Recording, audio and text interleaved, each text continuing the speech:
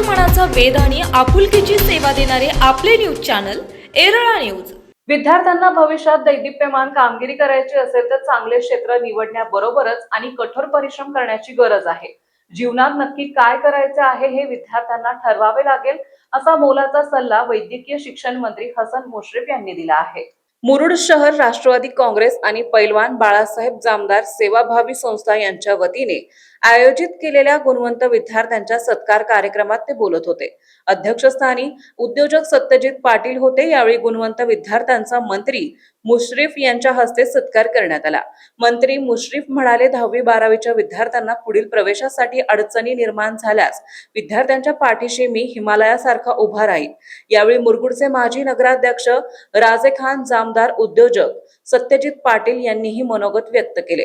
कार्यक्रमास पंचायत समिती उपसभापती इंद्रजित पाटील, जिल्हा परिषद सदस्य शिवानी भोसले, विकास पाटील, बिद्री साखर संचालक रंगाराव पाटील, पंचायत समिती सदस्या रुपाली आगज, रणजित सूर्यवंशी, नगरसेवक राजू आमते, नगरसेवक विजय राजीगरे, सुनील चोगले, राजे बँक संचालक अमर चोगले, कोजीमाशी अध्यक्ष राजेंद्र पाटील, अमर सनगर, राजू भारमल यांच्यासह कार्यकर्ते, विद्यार्थी, पालक मोठ्या संख्येने उपस्थित होते। स्वागत विशाल सूर्यवंशी यांनी केले तर प्रास्ताविक आकाश दरेकर यांनी केले। सूत्रसंचालन विद्या भोसले यांनी केले। आभार विक्रमसिंग घाटगे यांनी मानले।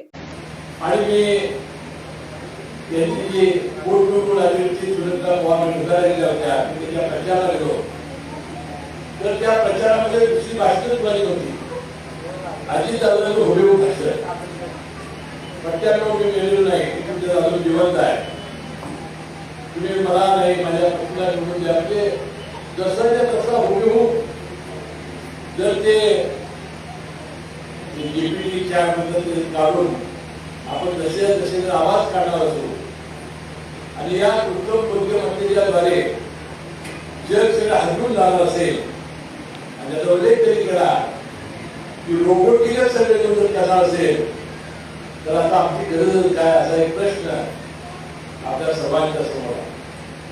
आणि म्हणून या आव्हानात आपला मार्ग काढावा लागेल, आपल्याला शीघ्र निवडावं लागेल। या पालकांनी गावात करून तुम्हाला शिकवलेलं आहे, त्यांच्याकडे तुमच्याकडून अपेक्षा आहे आणि या अपेक्षा जर पूर्ती करायची असेल तर तुम्हाला कठोर परिश्रम करावे लागतील। आई वडिलांचं स्वप्न साकारायचं असेल तर तुम्हाला एक चांगलं क्षेत्र निवडावं लागेल, तज्ञांचा आणि शिक्षकांचा सल्ला घ्यावा लागेल। या सर्व कामामध्ये मी तुमच्या बरोबर आहे एवढं आश्वासित करण्यासाठी आज या गुणगौरव समारंभामध्ये मी उपस्थित आहे। बंधूभगिनींनो, आपण आज या नवीन क्षेत्रामध्ये जाणार, त्यामध्ये अनेक आव्हानं येणार आहे। काही ठिकाणी मला गाव सोडून जावं लागणार आहे, काही ठिकाणी हॉस्टेलमध्ये तुम्हाला जावं लागणार आहे, काही ठिकाणी अनेक ठिकाणी भाड्यानं जावं लागणार आहे। आणि एमपीसी युपीसी साठी जे विद्यार्थी निवड करतायत ते अनेक वर्ष पुण्यामध्ये दिल्लीमध्ये जाऊन सरावाचा शिक्षणाचा अभ्यास करतायत आणि जे नीट आहे ज्याला नीट परीक्षेचे भाग घ्यायचा आहे ते कोटासारख्या राजस्थान सारख्या शहरामध्ये जाऊन आपलं एक हे केलं आहे। आता परवा पेपर फुटला, अजून त्याच्या 21 जूनला त्याची परीक्षा आहे। परंतु या सर्व क्षेत्रामध्ये आपल्याला चांगली दैदिप्यमान कामगिरी करायची असेल तर तुम्हाला योग्य रस्ता निवडावा लागेल आणि कठोर परिश्रम करावे लागेल। एवढंच या निमित्ताने तुम्हाला या विभागाचा आमदार म्हणून सल्ला देईल आणि तुमच्या या सर्व प्रवासामध्ये आणि सर्व तुमच्या सोबती लावून थोडा विश्वास या कार्यक्रमाच्या प्रसंगी मी देतो। बंधूभगिनींनो, सत्यजित पाटील काही मुद्द्याला स्पष्टीकरण केला। ते म्हणाले कोकणचं दिलं की लोक आळशी होतात आणि लोकांना आयती पदाची सवय लागली की तो जीवनामध्ये यशस्वी होत नाही। सध्या काळ तसा आलाय की हे केलं मात्र मिळायला लागल्यानंतर आमचं सुद्धा काम सोपं आहे। आता आपलं माहिती आहे की परवा दादा तामिळनाडूची निवडणूक झाली आणि एक नट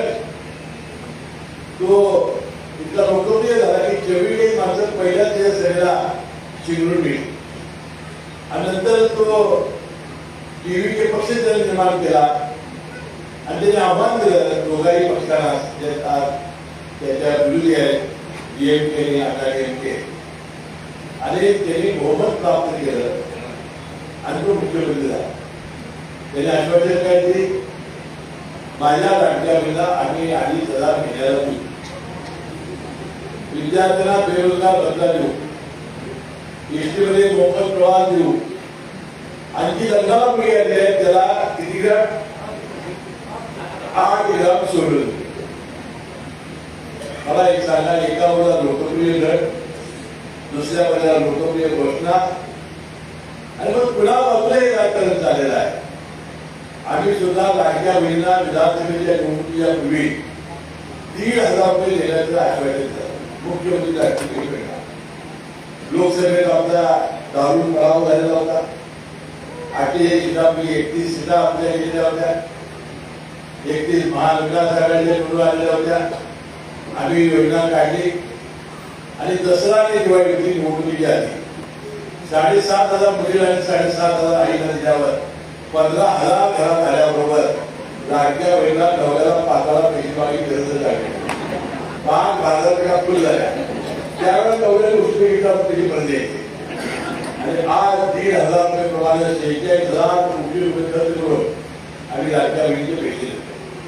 आता कर्जमाफी 2 लाखापर्यंत केलेली आहे. सरकारच्या विकास कामामध्ये त्यावर झाली आहे, परंतु संदेश पाटील लोकांची मानसिकता बदलल्याशिवाय आपण यामध्ये यशस्वी होणार नाही. आपल्याला मानसिकता बदलावी लागेल, कष्ट करण्याची सवय लोकांना लावावी लागेल आणि प्रबोधन करून आपल्यातून यातून मार्ग काढावा लागेल. आता 86 लाख महिलांचे पैसे बंद झाले. त्यातल्या 60 लाख ज्या महिला आहेत त्यांची केवायसी न केल्यामुळे बंद झाली आहे. त्या 60 लाख महिला त्यांची केवायसी बंद झाली केली नाही, पैसे बंद झाले. त्याला विनंती करतो की पुन्हा आम्ही व्हिडिओ सुरू केलेला आहे आणि आमच्या सर्व कार्यकर्त्यांनी त्याला पोहोचून त्यांची केवायसी पूर्ण करावी. 12 लाख पुरुष आहे की त्याने बहिणी म्हणून जे लाडकी मुली म्हणून पैसे घेतले. आता हे किती मोठं आहे. 12 लाख माझ्या भाषेबरोबर नमाज आहे, परंतु मी मला परत एकदा सांगतो की आज साहेब इथे उपस्थित आहे.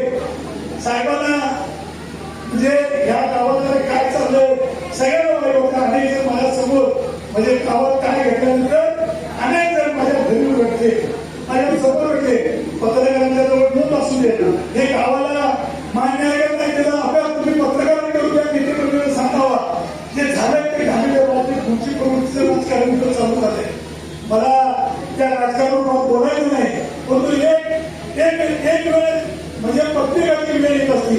आज आम्ही सत्तेत नेमून कसे व्यापार करत असतील प्रत्येकाची म्हणजे अंबाबाईला मान देणार नाही. ही मुलगूची अंबाबाई जागृता सगळ्यांचा हिशोब चुकता करणार, सगळ्यांचा हिशोब चुकता करणार. चांगल्याला चांगलं म्हणायचं, चांगल्याला चांगली ताकद द्यायची या अंबाबाई करत आल्या. म्हणून आज आम्ही इथे पण लावलोय. तर माझ्या भाऊदाचा जमादार त्यावेळेला मुळात 3 मंडळ लागलं. त्या मंडळाचं नाव सुद्धा जगदंब तांबी मंडळ ठेवलं. या गावातलं पहिला सार्वजनिक गणेश उत्सव तिने चालू केला. या गावातला सार्वजनिक दुर्गा मातेचा कार्यक्रम मी चालू केला. या मुलगूर नगरपालिकेवर हे पत्रकार साक्षी असतील, तिने बातमी छापलेली असली पाहिजे तर त्यांना मी आणून दाखवतो. माझ्याकडे टाकलं ना मुलगूर नगरपालिका नगर झालं तर पहिला बाबा पटवायचं त्याच्यानंतर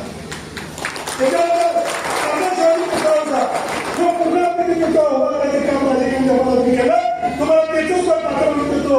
त्यावेळी तुम्ही सुद्धा सापडलं, याला विरोध करणाऱ्या मंडळीचे निवेदन तुम्ही सुद्धा पेपरला छापलं होतं, तिची सुद्धा टाकलं पाहिजे मी तुम्हाला देतो. त्या मुलीला सुद्धा तुम्हाला बसवायचं का राजकीय जमादार भगवा पडवायचं राजकीय जमादार शिवतीर्थ नाव द्यायचं तेव्हा राजकीय जमादार.